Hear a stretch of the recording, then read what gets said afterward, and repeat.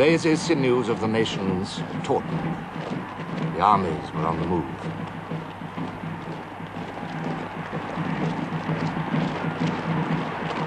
Peace exploded into cheers and music.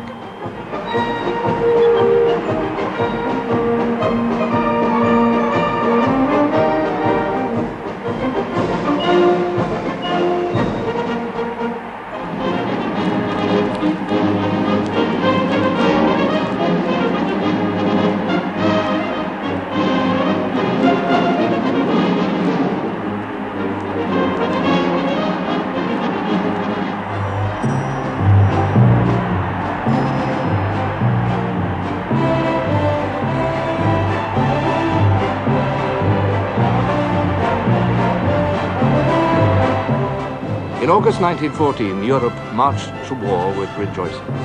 Tense wires of apprehension snapped. To those in every nation whose lives had been drab, who had endured discontents, who were restless, disgusted, filled with envy or with high ideals, a cause was now offered, and a duty.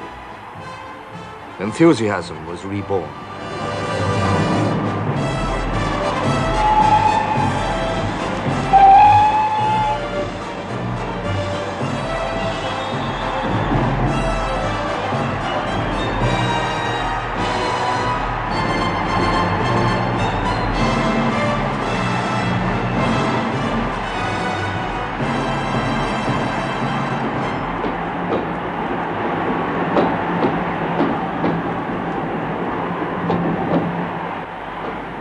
In valleys green and still, where lovers wander maying, they hear from over the hill a music playing. Behind the drum and fife, past hawthorn wood and hollow, through earth and out of life, the soldiers follow.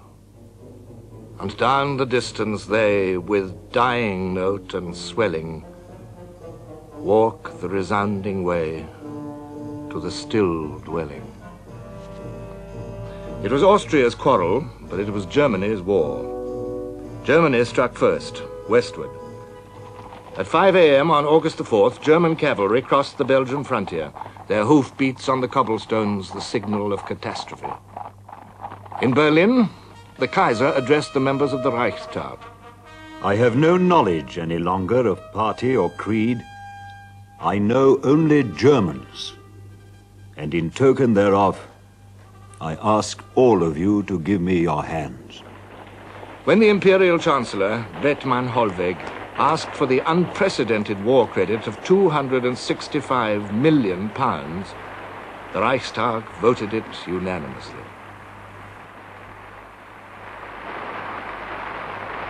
Bethmann Hollweg stated Germany's position in the clearest terms.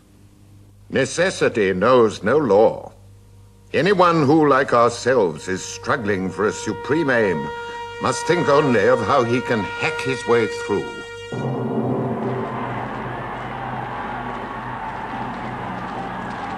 Through international agreements, through the very concept of neutrality, through Belgium. The invasion of Belgium was demanded by the Schlieffen Plan, the master plan by which Germany hoped to win the war. To avoid the French fortress system, the Germans would cross Belgium, pass through Brussels, swing down into France, brushing the Channel coast, pass round west of Paris and attack the French armies from behind. The whole thing was expected to be over in 40 days. One thing was vital to this plan, and that was speed. The point of first impact was Liège, blocking the crossings of the River Meuse and all routes to Brussels and the west. This strongly defended area had to be seized to open the way for the waiting masses of the great German field army, seized quickly and at whatever cost. Or, alternatively, defended at whatever cost. General Le Mans, commanding the garrison of Liège, had been instructed to do just that. The Belgian army was weak, ill-prepared, conscious that it could not face the power of Germany in the open field, but brave and willing to fight behind the defenses which existed, or which could be hastily constructed.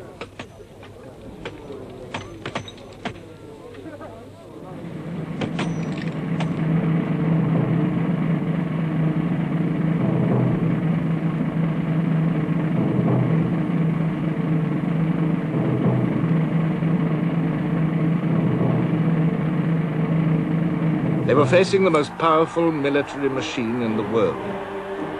The army was the embodiment of Germany's soul.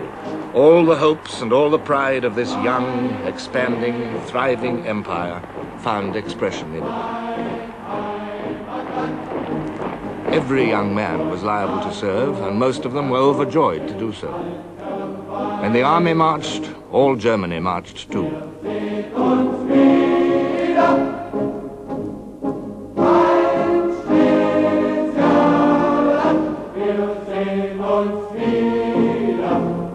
In peacetime, it numbered nearly 1 million conscripts. Behind them stood over 4 million trained reserves, and a final potential of almost 10 million. The backbone, as everywhere, was the infantry. 78 divisions, drawn from the swelling cities, the famous old towns, the wide and various countryside of the German Empire. They were mostly peasants, sturdy, patient, brave, dependable. And their hard core was 110,000 superbly trained non-commissioned officers. The cavalry numbered over 100,000. They were the Kaiser's favorites, cuirassiers, dragoons, uhlans, with flat-topped helmets and fluttering lances. The Crown Prince's regiment was the Death's Head Hussars.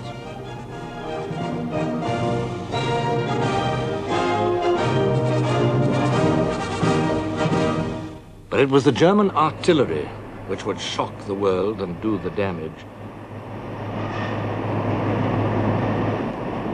The field guns were not impressive, but behind them were ranged over 3,000 weapons of heavier caliber. 150 millimeters, 210 millimeters, 305s, products of the firm of Krupps.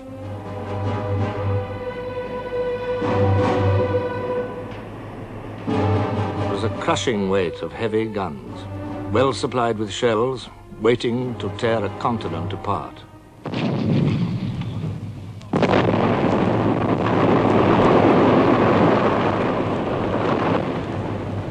And yet, for a while, all this might was checked. Liège proved a tough nut. The first German assaults were repulsed with heavy losses. They tried a night attack to avoid the Belgian machine guns. Slipping through the outer ring of forts, an almost unknown German staff officer, General Ludendorff, made his way to the citadel in the center of the town itself. I arrived, no German soldier was to be seen, and the citadel was still in the hands of the enemy. I banged on the gates, which were locked. They were opened from the inside. The few hundred Belgians who were there surrendered at my summons.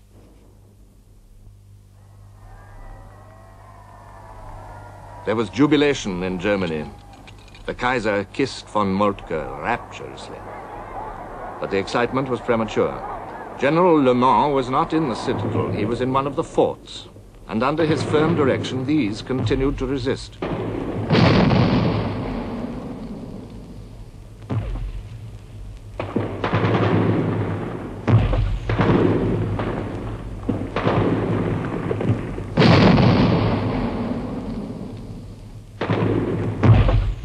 The way to Brussels was still blocked. In the following days, the short pause while Germany's battering train assembled, the nations discerned the countenance of all. At this stage, many found it pleasing. The German Crown Prince wrote, "The electric spark of the mobilization decree fired a train of indescribable enthusiasm from Memel to the tiniest hamlet in the southern German mountains. At that time, the vast majority of the German people regarded the military solution of the ever-increasing political tension as the end of a nightmare." A French officer was leaving Paris with his regiment for Verdun. Our great nation's heart was beating tumultuously as in days long past. Crowds were gathered at every station, behind every barrier, and at every window along our road.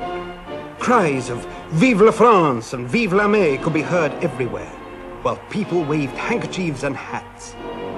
The women were throwing kisses and heaped flowers on our convoy, and the young men were shouting "Au revoir" and "À bientôt." At one grade crossing, a young woman lifted her baby towards us, shouting, He too, like you, will go someday and do his duty. It must have been like this in 1792. The soul of France had again attained the height of her greatest period in history. Saturday, August the 1st, was a quiet day for the officer in charge at London's chief recruiting office, Great Scotland Yard.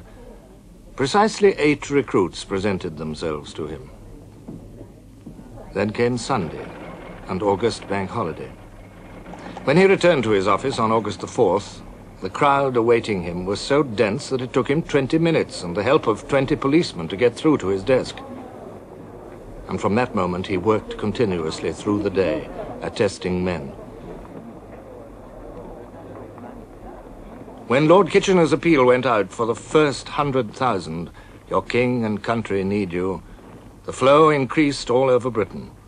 100 men an hour, 3,000 a day, 6,000 over the war's first weekend joined the army. So many came now that they had to be turned away. The whole country, and the great dominions of the British Empire with it, were swept by the emotion which Rupert Brooke precisely put into words. Now God be thanked, who has matched us with his hour, and caught our youth, and wakened us from sleeping, with hand made sure, clear eye, and sharpened power, to turn as swimmers into cleanness leaping, glad from a world grown old and cold and weary.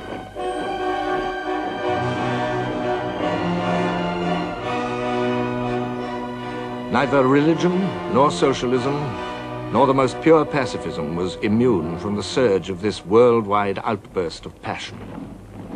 Among the cheering London crowds on August the 4th was the philosopher Bertrand Russell. I had fondly imagined that wars were forced upon a reluctant population by despotic and Machiavellian governments. But now I was tortured by patriotism. I desired the defeat of Germany as much as any retired colonel. Love of England is very nearly the strongest emotion I possess, and in appearing to set it aside at such a moment, I was making a very difficult renunciation. The liberal Manchester Guardian, an important platform for pacifist opinion, said in its editorial on August the 5th, England declared war on Germany at 11 o'clock last night. All controversy is therefore at an end. Our front is united. Now there is nothing for Englishmen to do but to stand together and help by every means in their power to the attainment of our common object, an early and decisive victory over Germany. It was quickly obvious to thoughtful men that nations in this mood would not easily give up the struggle. Obstinate Liège was already becoming a symbol. General Le Mans was the war's first hero. The phrase, "gallant little Belgium," was born, adding fuel to the emotionalism of the moment. Behind Liège, the image of a brave king and a resolute people rallying against aggression was firmly planted. The world applauded a small David who did not fear Goliath.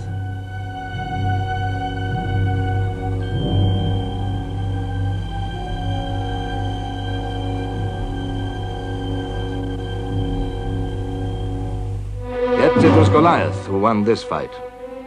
The great guns and mortars were brought up against Liège, the Krupp 420s, the Skoda 305s borrowed from Austria.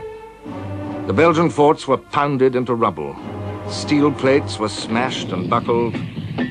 Human flesh was turned to bloody pulp.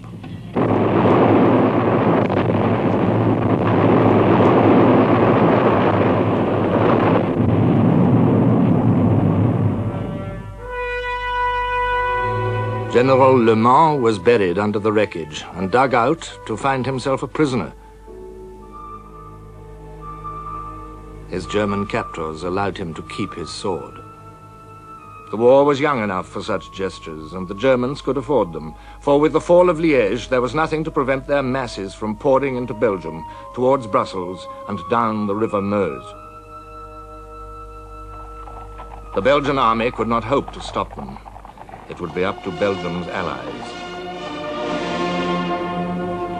They too were on the move. Carefully in step with Germany, the French army mobilized, called in its reservists, issued them with boots and live ammunition, drafted them to divisions, army corps, and armies, and massed them behind the frontier. On foot and by train, horses and men moved to their ordained positions.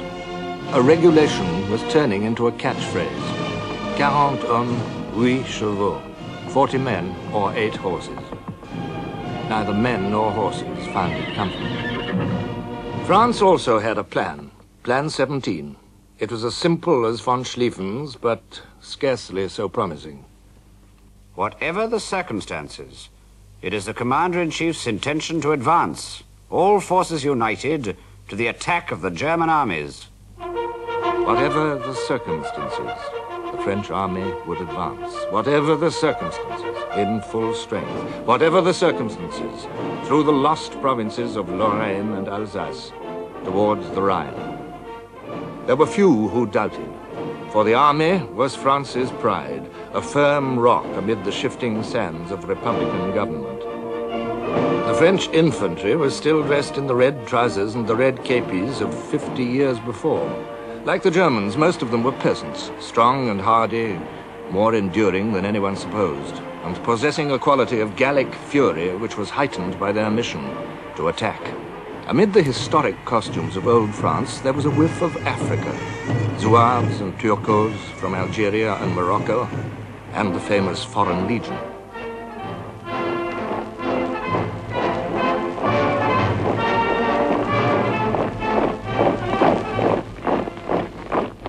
Cavalry contained cuirassiers and dragoons, whose dress had scarcely changed since Waterloo, and gay chasseurs.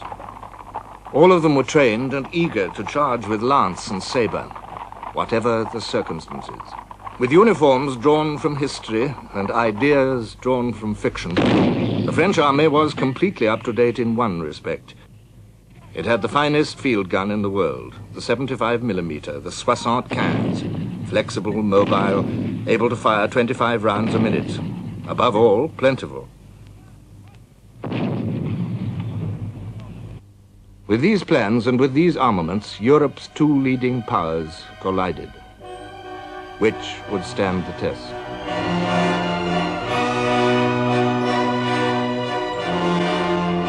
While Germany waited for the fall of Liège to open the way for her masses in the north, the French struck in the south into the green mountains of Alsace.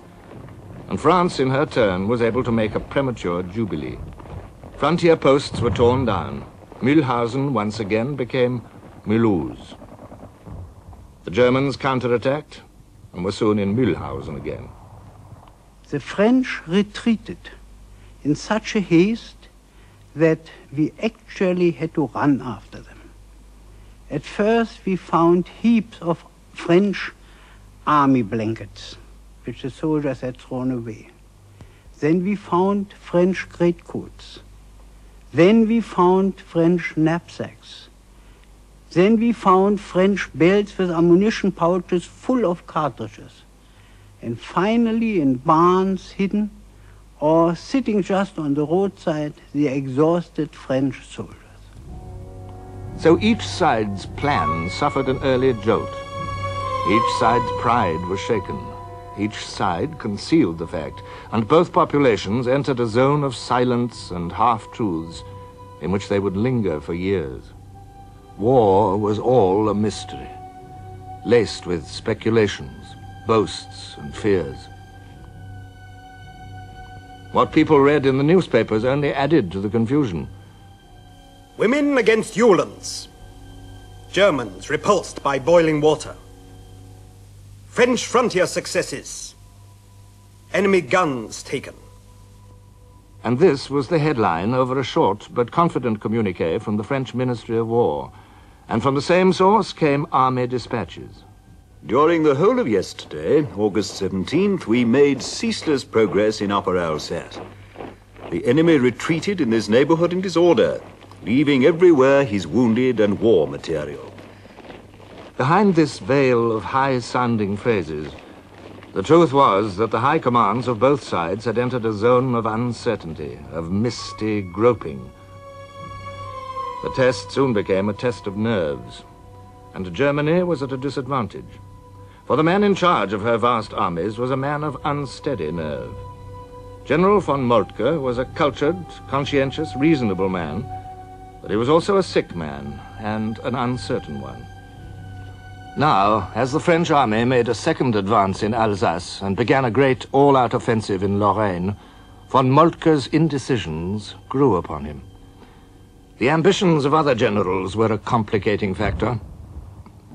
Crown Prince Ruprecht of Bavaria, facing the French advance, wanted to counterattack. Moltke agreed without demur. It was his first step towards the abandonment of the Schlieffen plan. No such indecision yet possessed the French. 4 years younger than Moltke's 66, the French commander, General Joseph-Jacques Césaire Joffre, was not, in any case, a man liable to indecisions. It would have been difficult, wrote Sir Winston Churchill, to find any figure more unlike the British idea of a Frenchman than this bull-headed, broad-shouldered, slow-thinking, phlegmatic, bucolic personage.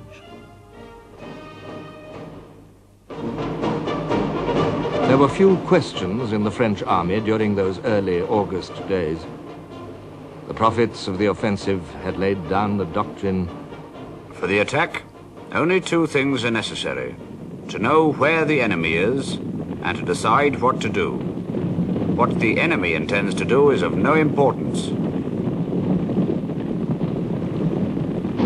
With this assurance, the French spilled out over the fields and hillsides of Lorraine, bold, brilliant targets in the sunlight. At first, all went well. On August the 18th, the day after the last fort at Liège had surrendered, General de Castelnau, commanding the French spearhead, the Second Army, announced to his troops, "The enemy is retiring on our front. He must be pursued with the utmost vigor and rapidity. I expect corps commanders to instill into their troops the necessary dash." Full tilt into Prince Ruprecht's advancing army crashed the French, and learned in this first great encounter of the war some terrible truths. What the enemy intended to do was important after all. At long range, the German heavy guns, and at short range, the machine guns, devoured the gaudy lines of Frenchmen.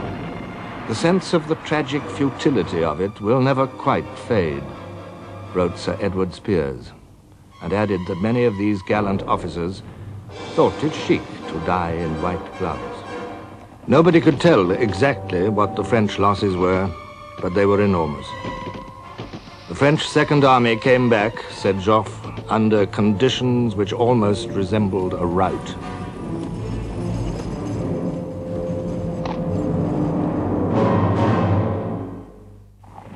The march of the great German right wing was now unfolding. As the Belgian army retired towards the port of Antwerp, General von Kluck's First Army entered Brussels with all the panoply they could summon, streaming through the city hour after hour, a deliberate display of power to overawe the population. On Thursday, the 20th of August, the Germans entered Brussels. It was a marvelous sunny day, but still, I keep the vision of grey all over the town. They arrived in long streams, long grey streams. It was a sinister, greenish grey. Even their helmets had a grey cover.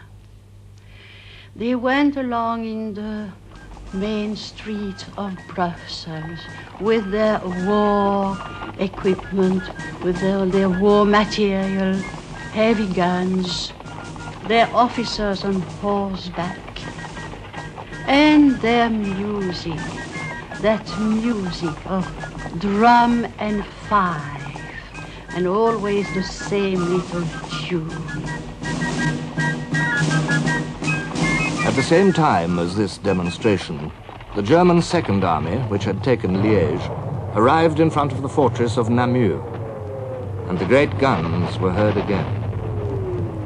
2 things became clear to the French High Command. The Germans were evidently strong in Belgium, and the frontier fighting proved that they were strong in Lorraine.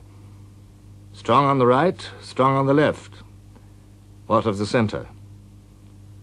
Surely they could not be strong everywhere.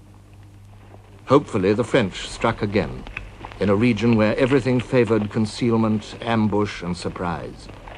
This was the Ardennes.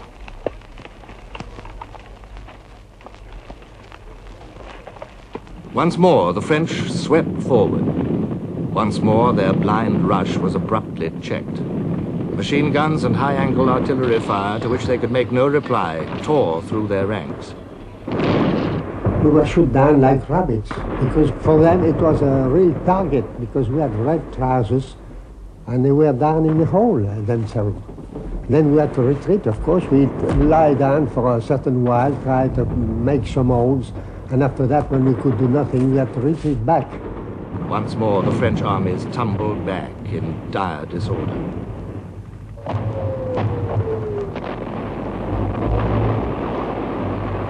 The dream was wearing thin, reality asserting itself. The reality of the Schlieffen Plan unfolding stage by stage with awful deliberation. The reality of the great strength of Germany. Amid the fear and hatred which surrounded the advancing German armies, other truths were also being revealed.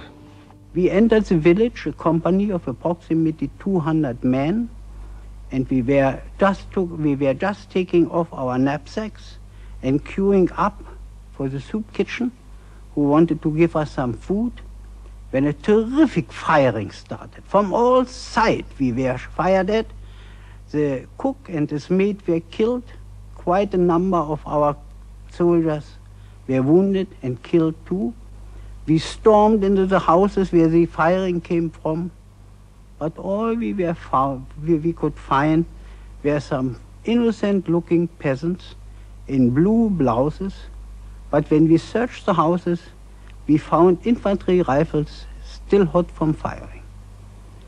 Whose rifles were they? Did they belong to the soldiers or to the peasants themselves? No time to find out in hot blood. Time only for harsh, immediate reprisals, shooting and burning. Terror soon became a deliberate instrument of war. A line of smoking ruins lay behind the German advance. A tide of frightened, desperate people ebbed before it.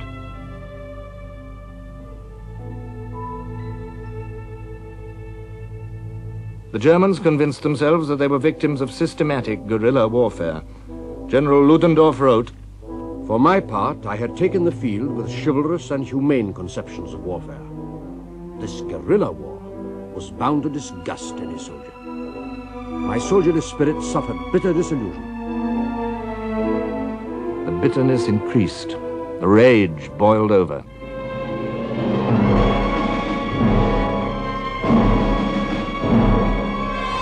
At Dinant, General von Hausen's Saxons shot over 600 men, women, and children, among them a child 3 weeks old. A staff officer questioned how this deed would look in history. Von Hausen said, "We shall write the history ourselves." More of it was written at Louvain on August the 25th. On that day began the sack of this ancient Belgian university town. Louvain Library had been founded in 1426. Among its 230,000 volumes were 750 medieval manuscripts and over 1,000 of the earliest printed books. All were reduced to ashes. A German officer, watching it happen, told an American correspondent, "We shall wipe it out. Not one stone will stand upon another, not one, I tell you. We will teach them to respect Germany. For generations, people will come here to see what we have done." The sense of outrage grew on both sides of the line. Over the neat brick towns and the clean white farms of Belgium, the war flowed westward. The last of the French armies, General Lanzac's Fifth Army, facing the swinging end of Schlieffen's flail, edged slowly to its left, constantly sensing the pressure of the German right. As the Fifth Army approached Namur and Charleroi, lining up along the river Sambre, the fighting swelled to a roar all the way down the line into Alsace.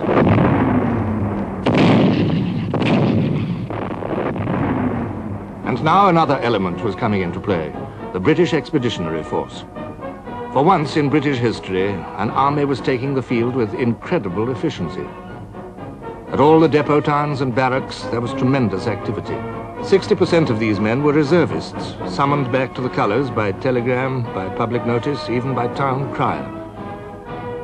Uniforms and rifles were issued, kits were made up, transport was prepared. New boots were fitted to feet which had lost the feel of hard army leather. 1,800 special trains carried the British Expeditionary Force to its ports of embarkation.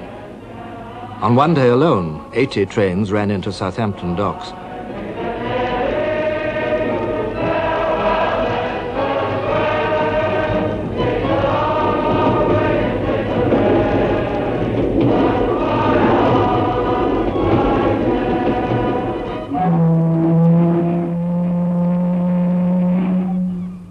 An average of 50,000 tons of shipping per day, safe and unhindered under the protection of the Royal Navy, carried the Expeditionary Force to France. Landings began in deep secrecy on August the 7th.